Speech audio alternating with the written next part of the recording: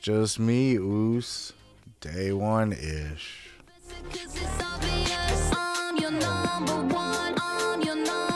What's up, y'all? It's your boy, Seth Grimes, here with your 2025 Royal Rumble review. And I gotta tell you, I'm a little bit let down by the finish of the Royal Rumble. Of course, Jey Uso, starting with the main event first, is your winner of the 2025 Royal Rumble. Now, I had a little inkling that this could happen. This was, when they were telling the story with Gunther on Saturday night's main event, and then I think there was a promo maybe on Raw after Saturday night's main event, where Jey Uso's like, I still think I can beat you, and Gunther's like, well, you're out of options, so fuck you. I thought there was maybe an inkling, like maybe Jey Uso could come and win the Royal Rumble and then go on to face Gunther and beat Gunther. And now that is exactly what I expect. I am going to bet right now you're not going to see Jey Uso challenge Cody Rhodes. You are going to see Jey Uso go at Gunther one more time, and Gunther might just drop the strap to Jey Uso at WrestleMania. But I don't look. So I see the hype in Jey Uso. I see everybody around me getting very excited about Jey Uso. Everybody's on board. Everybody's eating all over the place, making a mess everywhere. I see everybody going nuts for him. I don't get it. I don't see what people see in Jey Uso. Call me a hater. Call me a hater in the comments or whatever the fuck you want to do. I'm sure you love Jey Uso. Maybe not if you agree with me. I just don't see it. His matches suck. You can't tell me that Jey Uso is a good wrestler that has good matches. He doesn't. All of his matches are kick, kick, kick, kick, yeet, yeet, kick, kick, dive, yeet, yeet, kick, kick, kick, kick, kick, kick, kick, splash, splash, dive, kick, yeet. That's it. That's his whole, and then his promos, like, it's all just what chant promos, It's like, I'll tell you something, Oos. What? I was thinking the other day, Oos. What? I don't know. He's got all the charisma in the world. Like, as far as, like, the Riz and the aura, he's got it. He's there. But his matches suck. I think his promos, though, his charisma takes him a long way in his promos. And I think that's why people are buying into him. But like I said, to me, it's just the what chant promos. They're not even that impressive to me. He's got heart in them. Like when he says, like, I think I can beat you, Gunther. Or I want to come for it one more time. Like, I believe him. So, like, I see the heart in Jey. I see the charisma. I see the energy he's giving the crowd. He just does nothing for me personally. His matches don't entertain me. His promos don't draw me in. I don't know what the fuck a yeet is. I know you can yeet something across the room, real quick. Like, you can yeet a bag of weed out the window when the cops pull you over. Of course, nowadays, weed's legal everywhere. You don't got to do that. But back in my day when I was a kid, this is what you did. As long as the cops weren't looking right at you when you did it. You go around the corner and then you let the baggie flap out the window. Ah, the good old days. The good old days. So you can yeet that shit, but I don't get what a yeet. Like, I don't know. Maybe it's passing me by. I just don't understand. I don't get what the kids get these days. The story makes sense. They've been telling a great story with him and Gunther. So I get that story too. Jey is continually failed against Gunther, and he failed his last attempt, and now he's all out of options. He ain't got no more options. But if you win the Royal Rumble, you get one more option. So I understand the story they're telling. I understand why fans like him. I just don't. It doesn't do anything for me, but that's just me. I also, look, I do like that they elevated a mid-card guy or a upper mid card, mid to main event. Like he's that guy that can he can pop into a main event here and there. I don't know. I'm not excited to see it, I guess. But if he's just going to face Gunther, there's a good little story there. I could get invested in that, I suppose.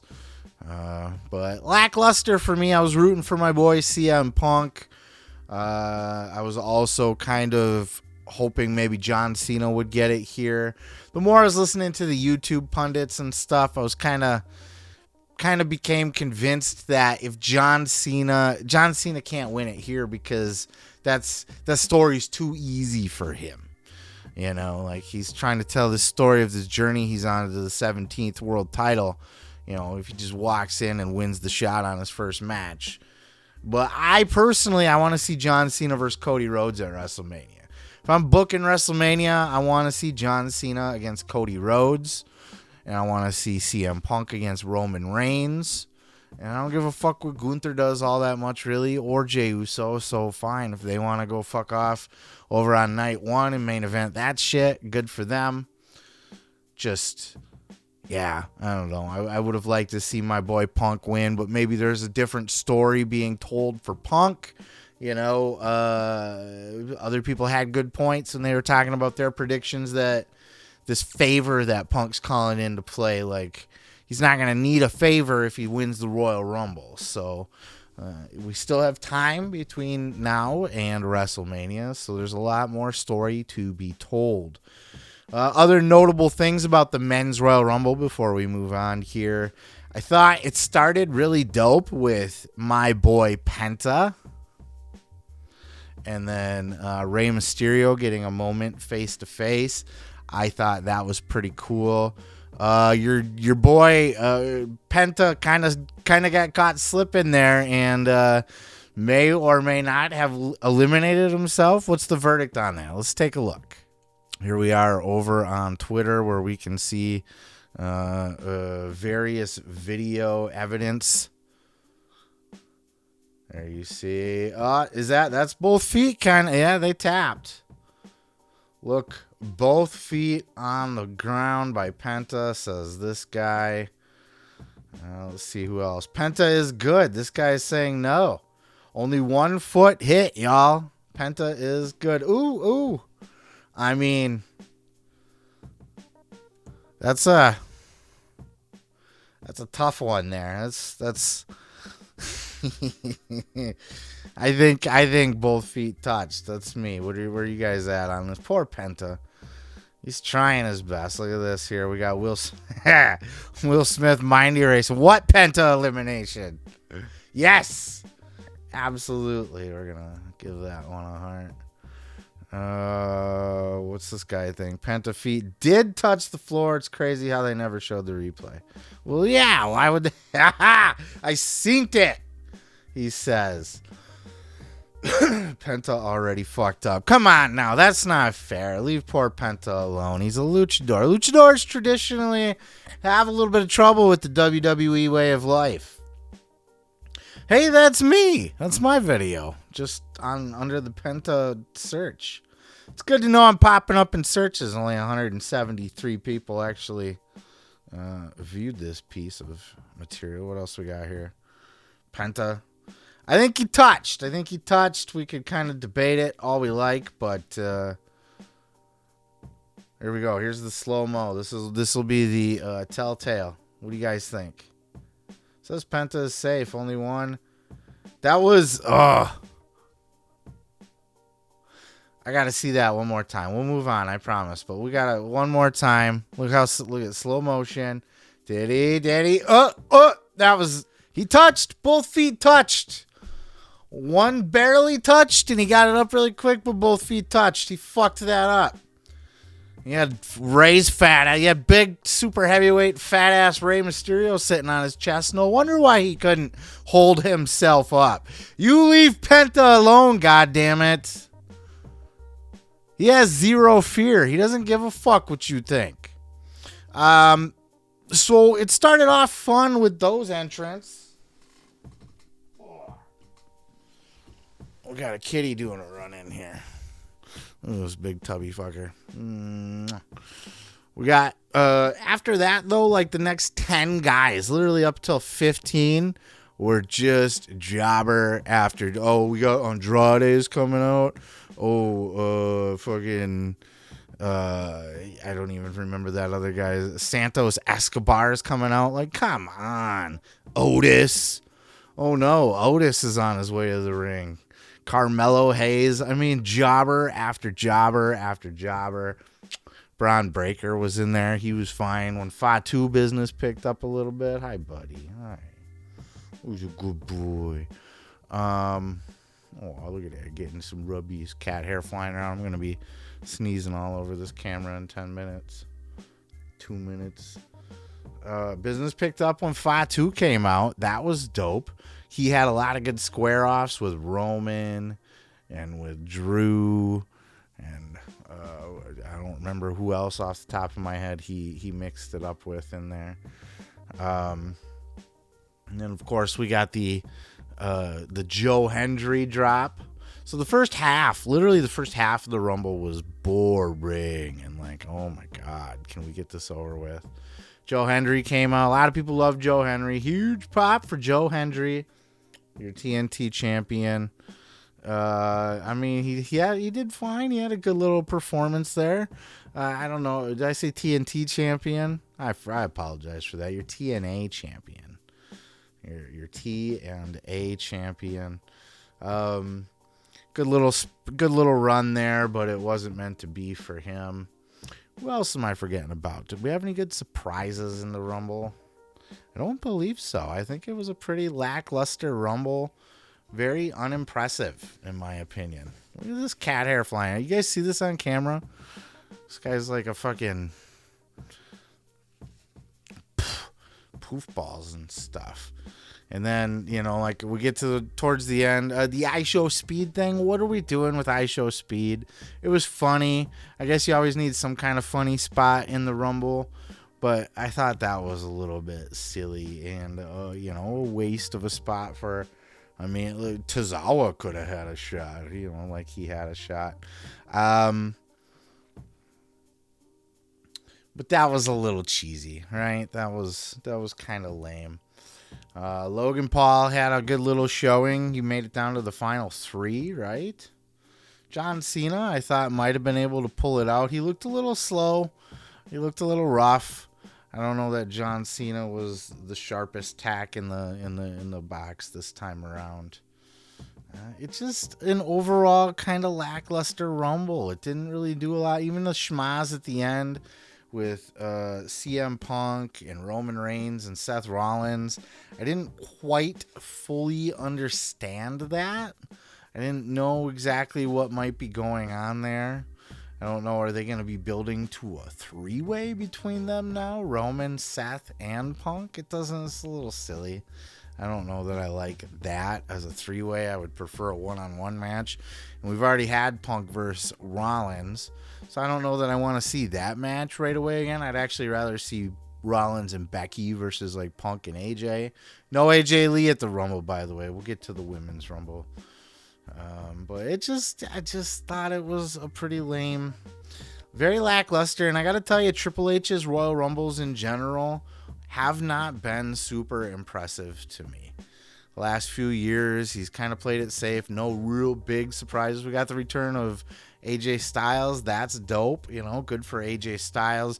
I don't know why Braun Strowman's back into the mix already again and eliminating Fatu. What are we doing? 50-50 booking here where Strowman's back to get his revenge on Fatu. Fatu murdered him. They should have left it at that, left him off TV for a while. It didn't make a lot of sense to me. I think that pretty well covers my thoughts on the men's Royal Rumble. Let's go ahead and dive on into the rest of the card. We had the women's Royal Rumble match. I thought this one went a hell of a lot better than the men's one. This was more entertaining. I thought this was laid out better. It had better surprises. It had better pacing. It had better booking for the elimination setups and stuff. I thought Chelsea Green was the MVP of the first half of the women's Royal Rumble. I don't get why people don't like Chelsea Green. I have zero idea where the hate comes in other than they're just marks and they believe in her character. They buy into that character, so they hate her because they think she's annoying or whatever. And I guess that's fine because that's what she's supposed to be. But my God, I don't know how you can watch that woman work and think that she sucks or not like her. I just think, she was out there just owning the ring for the first half of the Royal Rumble. Not in being dominant, just being Chelsea Green, being a good sports entertainer. No Matt Cardona, by the way. That was supposed to be a rumored surprise. He was in town, apparently. See, I got the itchy nose. I told you. Cat hair flying around everywhere. I got to comb him or something. I thought Jordynne Grace looked good. I think she's going to fit in very well in WWE. I don't know if she's NXT bound or if she's going to be on the main roster. She is officially signed to WWE, but I thought she looked good here. She held her own. I was happy and surprised to see Trish. That was a pleasant surprise to me. I don't know who the asshole was that posted somebody. I popped onto Facebook because I posted match reactions on Facebook and Twitter, and somebody on Facebook, when I popped it open, had confirmed rumor, or somebody, Alexa Bliss is confirmed spotted backstage at the Royal Rumble. Fuck you. Why would you do that? Why would you ruin that for people during the show? Just so you could be the first to get the scoop? I got to do that on camera. First to get the scoop? Oh, you're cool. You're such a journalist. I ruined the entire Royal Rumble for everybody just so I could post on Facebook about my scoop. Got the inside scoop. Alexa Bliss is going to be there. Oh, sorry to ruin the surprise for everybody. You fucking piece of shit. Oh, you fucking fuck. I just... So rude. This is rude. And I know, stay off social media during live wrestling shows if you don't want to get spoiled. But really? But that was cool to see her. The biggest pop of the night, it sounded like, correct me if I'm wrong here. Nobody got a reaction bigger than Alexa Bliss did, and rightfully so, because Alexa Bliss. I don't know what I'm going to do with my life now, because since Alexa Bliss has been gone, Liv Morgan has been my WWE crush. Now that Alexa Bliss is back, I don't know if those two got to fight it out for my affection, which is a totally inappropriate thing to say on YouTube. But you know what? I just said it. And we can't go back now, can we? But I was very excited to see her there. And I kind of want to buy her little dolly, which, by the way, has a 6 in the eye.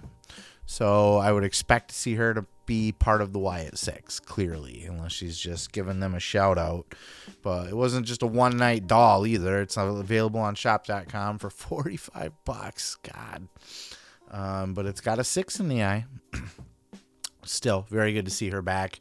Another person that's back, Nikki Bella, made her return. We heard rumors that she might be on her way back to WWE. This stemming from her appearance on Raw, the Netflix debut of Raw. Apparently she was there and just, I don't know, schmoozed Triple H, or put a bug in somebody's ear that she's interested in coming back. And that it happened from there. She looks great. She doesn't look out of shape or old. She looks exactly like she did before, basically. She never was really all that great of a wrestler, so there's not a lot to judge there as far as did she lose a step or not. Time will tell there. But you get some star power back in the mix for the Royal Rumble. There's nothing wrong with that. So cool to see her back, I guess. So as far as a women's Royal Rumble, you got Alexa Bliss, you got Trish Stratus, you got Nikki Bella. Like, there's some good, solid surprises there. Plus, all the NXT women. Stephanie Vaquer was there. Julia, was happy to see Julia get in. Roxanne Perez. I had made a comment on Facebook that this was the first year I thought for the Women's Rumble that it wasn't a bunch of filler. Usually, for the first couple years, especially, it was, how do we where are we going to find 30 women? and they're just women you've never even heard of. And there was a few in this one because I don't watch NXT religiously. So if you're not like a prominent figure in NXT, like this Lash legend, like I've heard of her, I've seen her roughly, but she's really not on my radar at all. There was a couple NXT girls in there that I just didn't really know much about or care much about. But Roxanne Perez, has been proving herself and dominating. And Stephanie Vaquer I was a fan of her from the AEW Forbidden Door show. And, Julia has been highly impressive since she's been in NXT. So I just thought this was kind of a banger women's Royal Rumble, to be honest with you. I don't know why we got so many eliminations for Nia Jax. Is this nepotism? Is it just because she's related to The Rock? So we're pushing her as the big monster heel? Is she buddy with Triple H? Or like, where is this? Why is she getting such a prominent push? It's strange because she's not that good. I mean, I guess, there's nobody as big as her in the women's division, so there's no real monster heels in the women's division, so she fits that role well. And for her to be a monster heel, she's got to stay a monster and stay dominant.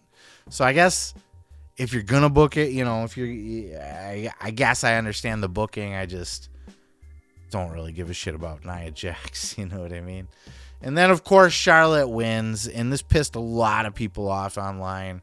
A lot of the comments were, oh, the Rumble was great till Charlotte got in there, and blah, blah, blah, blah, blah. But, I expected it. She was my prediction to win. I think she's a lot of people's predictions. I just kind of accepted it. Like, I went into this going, yeah, it's gonna be Charlotte Flair. Yeah, it's good. Yeah, it's gonna be Charlotte Flair, and it was Charlotte Flair because LOL, Charlotte wins.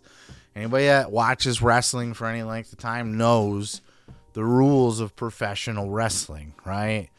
10 seconds outside the ring, 3 seconds to the pin. If you get your foot on the rope, it counts as like a kick out, right? It breaks the count, and Charlotte Flair wins. LOL. These are the tried and true set rules of professional wrestling.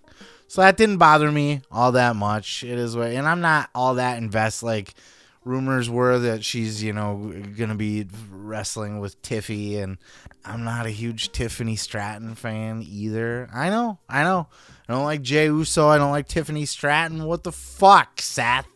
What the fuck, man? Why you don't like all these people that everybody else likes? I don't know. Not a Tiffany Stratton fan, so I could care less about her match at WrestleMania, who she's facing. So if it's Charlotte, they can fuck off somewhere off by themselves and not interfere with stuff that I do want to see. So it's kind of where I stand on that. But overall, I thought this was the better Rumble of the two, and probably the best women's Royal Rumble of all the women's Royal Rumbles so far. And surprise, no Tessa Blanchard appearance. Weird, we got a Joe Hendry, but we didn't get a Tessa Blanchard. Interesting. No females representing TNA. Let's go ahead and move on to our tag team title match. Again, call me a dick. I don't care. I guess I'm not easily impressed.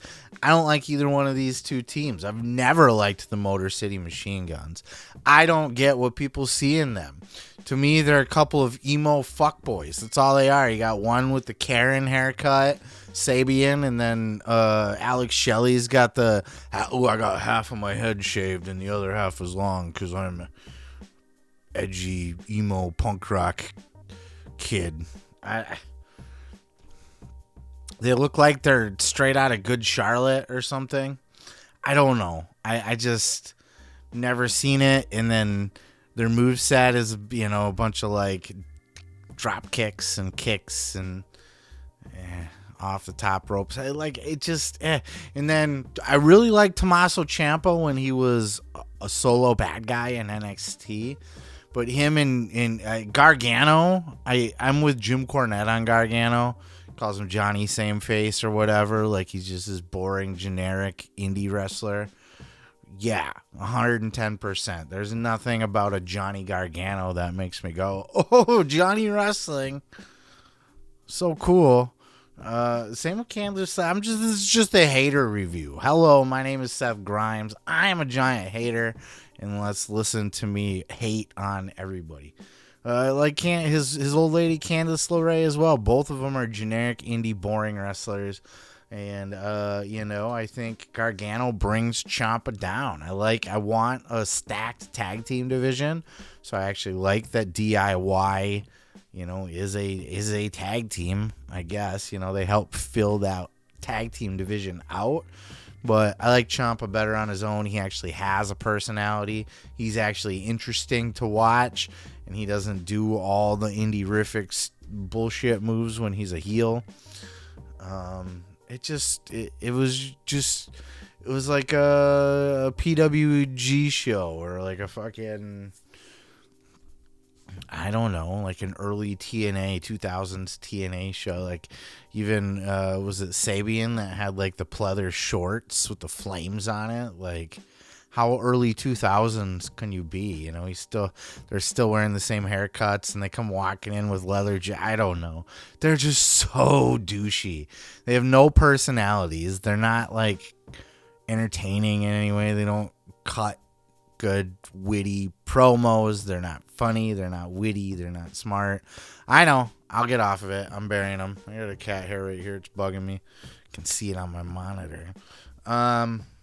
I'll get off it because I know they got fans and I don't want to lose you guys as subscribers or listeners. I'm not going to pander to you either and then just lie, but I ain't feeling it. I wasn't feeling it. The whole match was just, I felt like it turned into an episode of SmackDown. Like here I am watching the Royal Rumble and then it turned into like a weird SmackDown, like the moment in SmackDown where I get up to go fix a snack or something. So that's what I felt. And then you had the run in by the fucking Street Profits at the end. Okay. I don't know what's going on here. It just didn't work for me. And finally, the WWE Undisputed Championship up for grabs in a ladder match up there with the Winged Eagle Championship. I loved this angle. I loved the build for this between Cody and Kevin.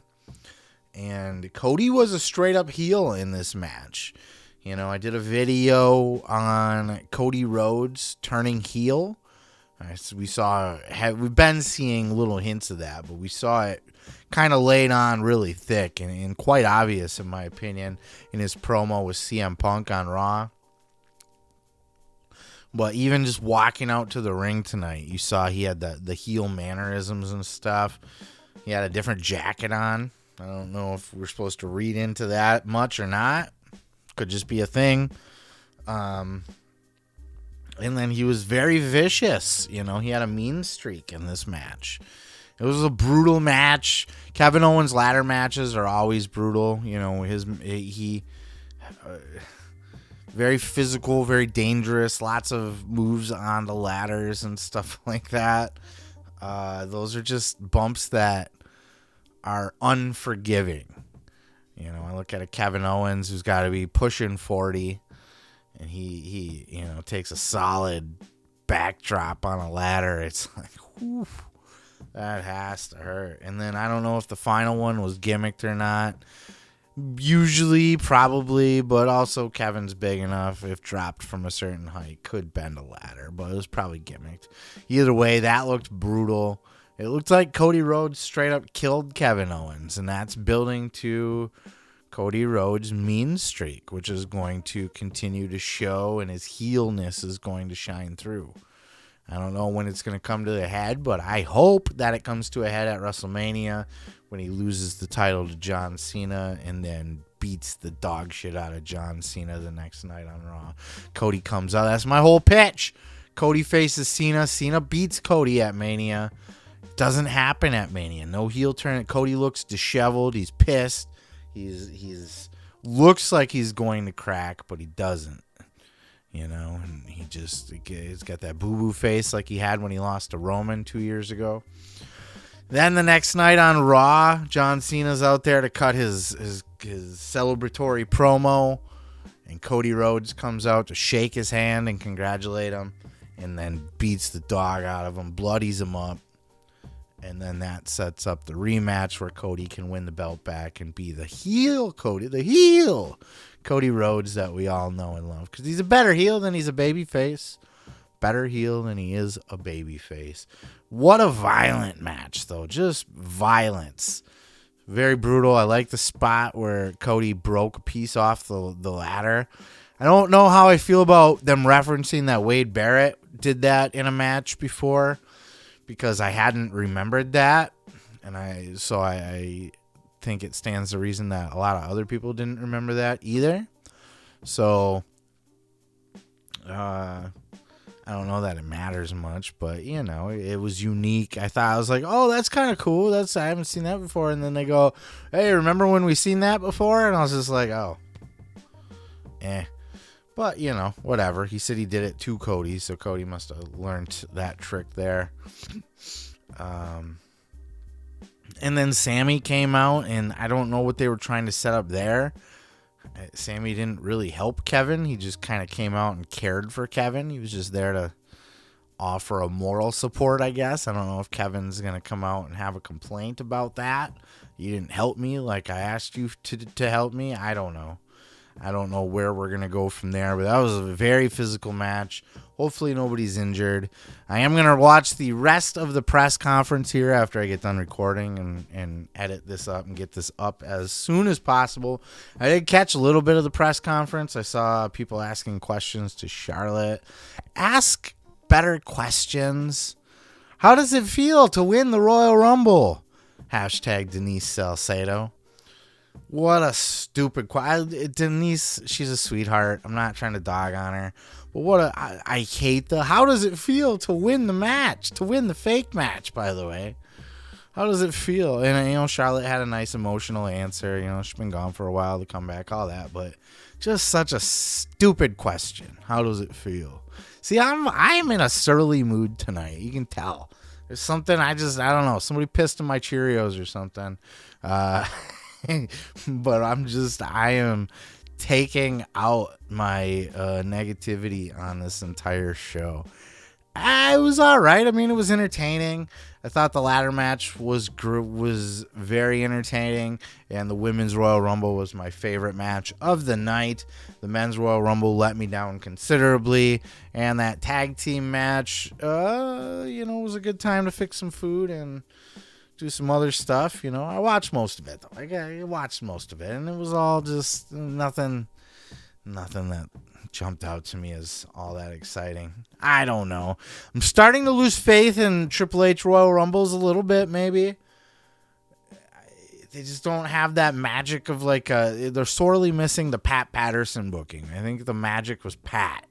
Do you guys notice that? Like, past Royal Rumbles have had they're just more fun. I don't know, more fun, more surprises, more shit going on within the Rumble. This is very cut and dry. Just beep. Okay, here comes the next guy that's already on the roster, and isn't going to win the match because they're a generic mid-card guy. Oh, and they're coming all the way down, and then everybody's going to just bang it out in the middle of the ring, and beep. Oh, here comes the next generic guy, and every once in a while you get a big name, and you get to stare down with another big name before everybody else piles on, and that's it. That's the whole...